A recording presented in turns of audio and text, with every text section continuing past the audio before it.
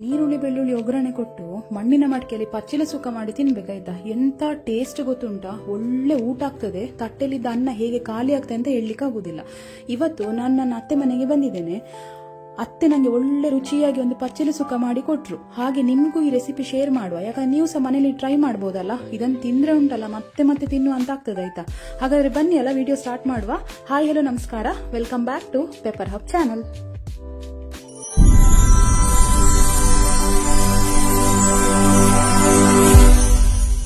Tulu language ಅಲ್ಲಿ ನಾವು ಇದಕ್ಕೆ ಪಚ್ಚಿಲೆ ಅಂತ ಹೇಳುದು, ಬಟ್ ಕನ್ನಡದಲ್ಲಿ ಇದಕ್ಕೆ ನೀಲಿಕಲ್ಲು ಅಂತ ಹೇಳ್ತಾರೆ ಆಯ್ತಾ. ಪ್ಯೂರ್ ಮ್ಯಾಂಗ್ಳೂರಿಯನ್ ಸ್ಟೈಲ್ ಅಲ್ಲಿ ಈ ಸುಕ್ಕ ಮಾಡಿದ್ದಾರೆ ಅತ್ತೆ.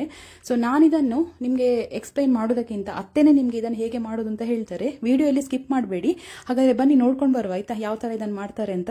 ತೊಳಿಬೇಕು, ಚೆನ್ನಾಗಿ ತೊಳೆದು ಬೇಯಿಸಿದ್ರು. ಈ ತರ ಸೊಂಬೆಲ್ಲ ಇರ್ತದೆ, ಅದನ್ನೆಲ್ಲ ಚೆನ್ನಾಗಿ ತೆಗಿಬೇಕು. ಈ ತರ ಸೊಂಬೆ ಸೈಡಿನೆಲ್ಲ ಕ್ಲೀನ್ ಮಾಡಿ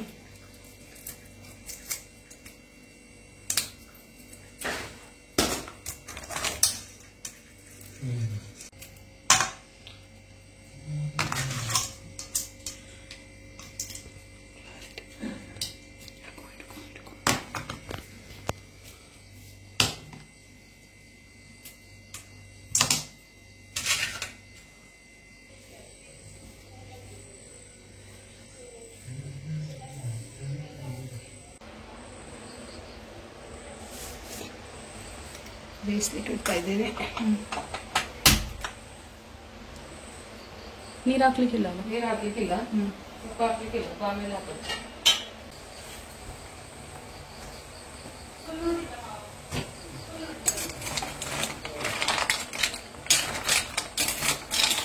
ಫುಲ್ ಓಪನ್ ಆಯ್ತು, ಬಾಯೆಲ್ಲ ಬಿಟ್ಟು ಒಂದೇ 5 ನಿಮಿಷದಲ್ಲೇ ರಿಸೆಪ್ಟೆಲ್ಲ ಸರಿ ಆಯ್ತು. ಬಾಯೆಲ್ಲ ಬಿಟ್ಟು ಇದು ಕಂಡ ಮೇಲೆ ಇದು ಬಿಡಿಸೋದು.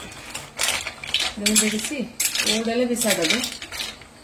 ಇದರ ಒಳಗಿನ ಇದನ್ನು ಪಲ್ಪ್ ಮಾತ್ರ ಪದಾರ್ಥ ಮಾಡೋದು.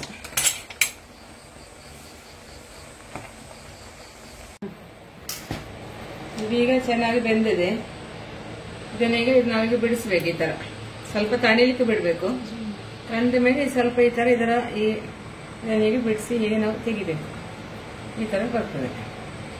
ಇದು ಓಡು, ಇದರ ಕವರ್ ಯೂಸ್ ಮಾಡ್ಲಿಕ್ಕಿಲ್ಲ, ಕವರ್ ಬಿಸಾಡೋದು. ಇದನ್ನ ಮಾತ್ರ ನಾವು ಕೈ ಮಾಡೋದು.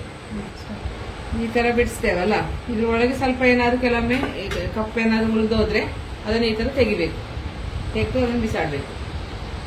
ಮತ್ತೆ ಇದನ್ನು ಹಿಂಗೆ ಹಾಕೋದು.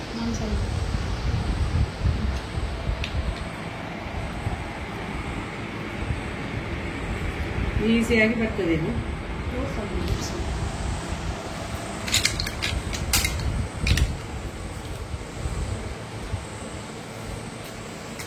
ತುಂಬಾ ಟೇಸ್ಟ್ ಉಂಟು ಮಾತ್ರ ಇದು.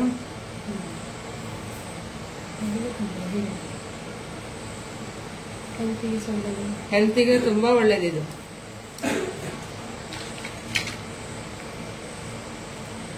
ಎಲ್ಲರಿಗೂ ಇದು ತುಂಬಾ ಇಷ್ಟ, ಮಕ್ಕಳಿಗೆಲ್ಲ ಇದಂದ್ರೆ ಭಾರಿ ಇಷ್ಟ.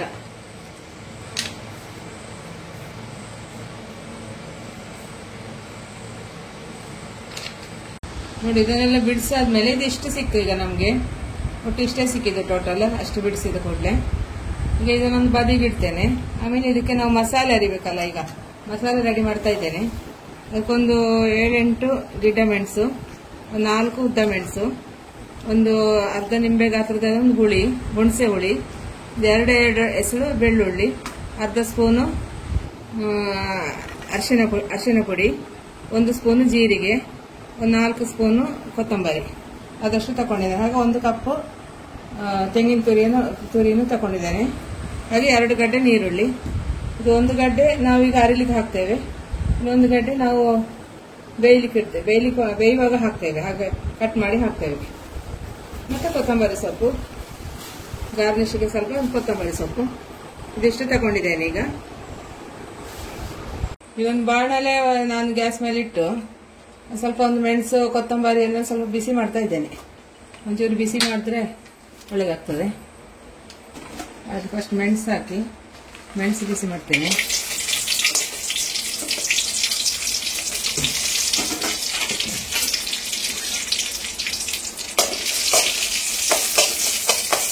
ಒಂಚೂರು ಎಣ್ಣೆ ಹಾಕಬೇಕು ಬಿಸಿ ಮಾಡುವಾಗ ಮೆಣಸಿಗೆ.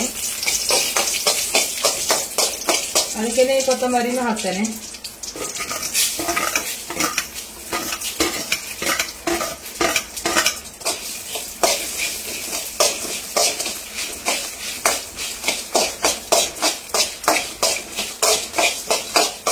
ಅದರೊಟ್ಟಿಗೆ 1 ಸ್ಪೂನ್ ಜೀರಿಗೆನೂ ಹಾಕ್ತೇನೆ.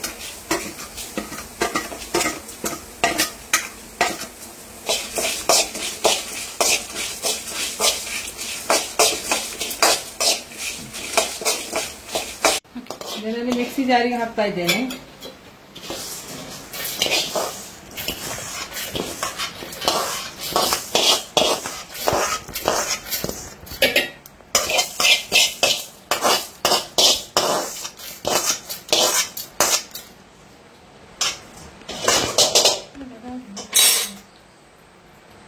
ಹುಣಸೆ ಹುಳಿ, ಬೆಳ್ಳುಳ್ಳಿ, ಅರಿಶಿನ ಪುಡಿ,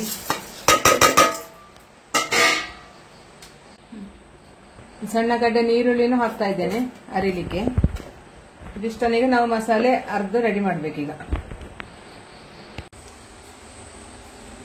ನಾನೀಗ ಮಣ್ಣಿನ ಮಡಿಕೆನ ಇಡ್ತಾ ಇದ್ದೇನೆ. ನಮ್ಮ ಕಡೆ ಎಲ್ಲ ಹೆಚ್ಚು ನಾವು ಮೀನು ಫಿಶ್ ಅದೆಲ್ಲ ಮಣ್ಣಿನ ಮಡಿಕೆಯಲ್ಲೇ ಮಾಡೋದು. ಯಾವಾಗ್ಲೂ ನಾವು ಎಲಿಮೀನ್ ಸ್ಟೀಲ್ ಅಲ್ಲೆಲ್ಲ ಫಿಶ್ ಐಟಮ್ ಎಲ್ಲ ಮಾಡೋದು ತುಂಬಾ ಕಮ್ಮಿ. ಹಾಗೆ ನಾವು ಇದನ್ನು ಕೂಡ ಮಣ್ಣಿನ ಮಡಿಕೆಯಲ್ಲಿ ಮಾಡ್ತಾ ಇದ್ದೇನೆ. ಹಾಗೆ ನಾನು ಗ್ಯಾಸ್ ಅಲ್ಲಿ ಮಣ್ಣಿನ ಮಡಿಕೆ ಇಟ್ಟಿದ್ದೇನೆ. ಗ್ಯಾಸ್ ಹಚ್ಚುತ್ತಾ ಇದ್ದೇನೆ ಈಗ. ಇಲ್ಲಿನವರು ಹೆಚ್ಚು ಮಣ್ಣಿನ ಮಡಿಕೆನೇ ಯೂಸ್ ಮಾಡ್ತಾರೆ. ಅದು ಆರೋಗ್ಯಕ್ಕೆ ತುಂಬಾ ಒಳ್ಳೇದು ಮಣ್ಣಿನ ಮಡಿಕೆ. ಅಲ್ಯೂಮಿನಿಯಂ ಮತ್ತೆ ಇದೆಲ್ಲ ಸ್ವಲ್ಪ ಆರೋಗ್ಯಕ್ಕೆ ಹಾಳಲ್ವಾ. ಹಾಗೆ ಮಣ್ಣಿನ ಮಡಿಕೆ ತುಂಬಾ ಹೆಲ್ತಿಗೆ ಒಳ್ಳೇದು. ಮಡಿಕೆ ಒಳಗೆ ಕಾದಿದೆ. ಈಗ ಇದಕ್ಕೆ ತೆಂಗಿನೆಣ್ಣೆ ಹಾಕ್ತಾ ಇದ್ದೇನೆ.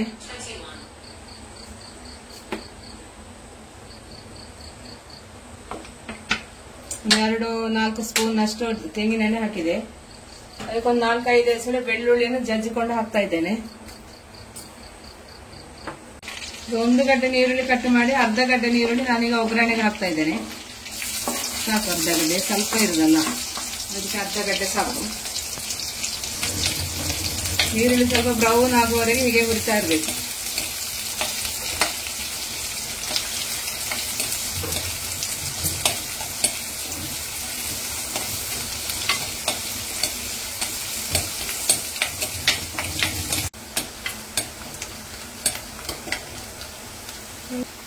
ಇಷ್ಟಾದ್ರೂ ಸಾಕು.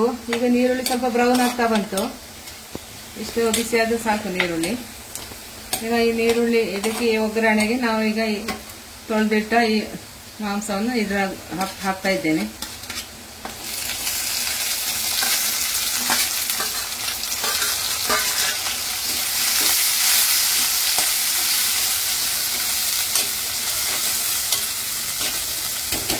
ಇದಕ್ಕೆ ಅರ್ಧ ಮಸಾಲೆಯನ್ನು ಹಾಕ್ತಾ ಇದ್ದೇನೆ.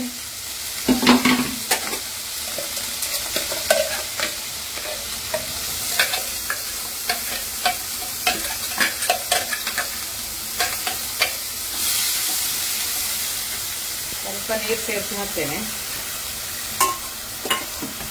ಹೆಚ್ಚು ನೀರು ಹಾಕಬೇಡಿ. ಹೆಚ್ಚದು ಬೇಯಲಿಕ್ಕೆ ಹೆಚ್ಚಿಲ್ಲ, ಆಲ್ರೆಡಿ ಬೆಂದಿದೆಲ್ಲ ಅದು. ಅದಕ್ಕೆ ಹೆಚ್ಚು ಬೇಯೋದು ಬೇಡ, ಸ್ವಲ್ಪನೇ ನೀರು ಹಾಕಿದ್ರೆ ಸಾಕು. ರುಚಿಗೆ ಉಪ್ಪು ಕೂಡ ಹಾಗೆ ಸ್ವಲ್ಪ ಹಾಕಿದ್ರೆ ಸಾಕು. ಯಾಕಂದ್ರೆ ಉಪ್ಪು ಅದರಲ್ಲಿ ಇರ್ತದೆ, ಉಪ್ಪಾಗಿ ಇರ್ತದೆ ಅದು ಹೆಚ್ಚು. ಉಪ್ಪು ನೀವು ಒಂದು ಟೇಸ್ಟ್ ನೋಡಿ. ಮತ್ತೆ ನಾನೀಗ ಅರ್ಧ ಸ್ಪೂನ್ ಹಾಕ್ತಾ ಇದ್ದೇನೆ. ಮತ್ತೆ ಬೇಕಾದ್ರೆ ಮಾತ್ರ ನಮ್ಗೆ ಪುನಃ ಉಪ್ಪು ಹಾಕಬಹುದು.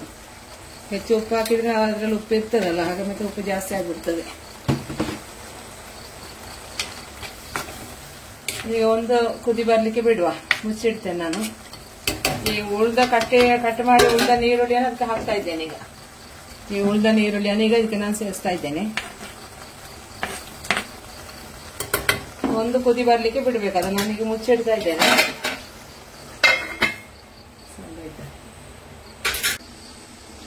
ಸರಿ, ಇದೀಗ ಹೇಗಾಗಿದೆ ಅಂತ ನೋಡುವ. ಈ ತರ ಸುಕ್ಕದಾಗ ಆಗ್ತಾ ಇದೆ. ಈಗ ಇದಕ್ಕಿನ್ನು ನಾವು ಸ್ವಲ್ಪ ತೆಂಗಿನ ತುರಿಯನ್ನು ಆಡ್ ಮಾಡ್ಕೊಳ್ಬೇಕು. ಈಗ ಸ್ವಲ್ಪ ಸಾಕು, ಹೆಚ್ಚು ಬೇಡ ಅಂತ. ಮತ್ತೆ ನಮ್ಗೆ ಟೊಮೆಟೊ ಇದಕ್ಕೆ ಬೇಕಾದ್ರೆ ಹಾಕೊಳ್ಬಹುದು, ಅದು ಆಪ್ಷನ್. ಟೊಮೆಟೊ ಕೆಲವರಿಗೆ ಇಷ್ಟ ಇದ್ರೆ ಹಾಕ್ಬಹುದು. ನಾನೀಗ ಟೊಮೆಟೊ ಹಾಕ್ಲಿಲ್ಲ. ಹಸಿಮೆಣಸು ಶುಂಠಿನೂ ಬೇಕಾದ್ರೆ ಹಾಕೊಳ್ಬಹುದು. ಅದನ್ನು ಬೇಕಾದವ್ರು ಇಷ್ಟ ಇದ್ದವ್ರು ಹಾಕೊಳ್ಬಹುದು. ನಾನೀಗ ಅದ್ಯಾವ್ದು ಹಾಕ್ಲಿಲ್ಲ. ನಾವು ಮಸಾಲೆ ಅರ್ಧ ಹಾಕಿದ್ದೇನಲ್ಲ, ಹಾಗೆ ಹಸಿಮೆಣಸು ಶುಂಠಿ ಏನು ಹಾಕ್ಲಿಲ್ಲ. ಹೀಗೆ ಈ ತರ ಆಗಿದೆ ಸುಕ್ಕದಾಗೆ. ತುಂಬಾ ಟೇಸ್ಟ್ ಇರ್ತದೆ ಮಾತ್ರ. ಯಾರು ಒಮ್ಮೆ ತಿಂದವರು ಮತ್ತೆ ಮತ್ತೆ ಮಾಡಿ ತಿಂತೀರಿ. ಈಗ ಕಟ್ ಮಾಡಿಟ್ಟು ಈ ಕೊತ್ತಂಬರಿ ಸೊಪ್ಪನ್ನು ಹೀಗೆ ಮೇಲೆ ಹಾಕ್ತಾ ಇದ್ದೇನೆ ನಾನು ಗಾರ್ನಿಶಿಗಂತ. ಇದು ನಮ್ಮ ನೀಲಿ ಕಲ್ಲು ಸುಕ್ಕ ರೆಡಿಯಾಗಿದೆ. ನೀವೆಲ್ಲರೂ ಮಾಡಿ ನೋಡಿ ಹೇಗಾಗಿದೆ ಅಂತ ಕಮೆಂಟ್ ಮಾಡಿ ತಿಳಿಸಿ. ಈ ಚಾನೆಲ್ಗೆ ಯಾರು ಸಬ್ಸ್ಕ್ರೈಬ್ ಆಗ್ಲಿಲ್ವಾ ಸಬ್ಸ್ಕ್ರೈಬ್ ಮಾಡಿ, ಲೈಕ್ ಮಾಡಿ, ಶೇರ್ ಮಾಡಿ. ಫೈನಲಿ ಪಚ್ಚಿಲೆ ಸುಕ್ಕ ರೆಡಿ ಆಯಿತು. ಇನ್ನು ಇದನ್ನು ತಿನ್ನೋದೊಂದು ಬಾಕಿ. ನೀವು ಸಹ ಮನೇಲಿ ಟ್ರೈ ಮಾಡಿ. ಹಾಗೆ ತಿಂತಾ ಇರಬೇಕಾದ್ರೆ ನನ್ನ ಚಾನಲ್ಗೆ ಒಂದು ಸಬ್ಸ್ಕ್ರೈಬ್ ಮಾಡೋದನ್ನು ಸಹ ಮರಿಬೇಡಿ ಆಯ್ತಾ. ಹಾಗಾದ್ರೆ ಸಿಗುವ ನೆಕ್ಸ್ಟ್ ವಿಡಿಯೋದಲ್ಲಿ. ಟಿಲ್ ದೆನ್ ಟೇಕ್ ಕೇರ್, ಬಾಯ್.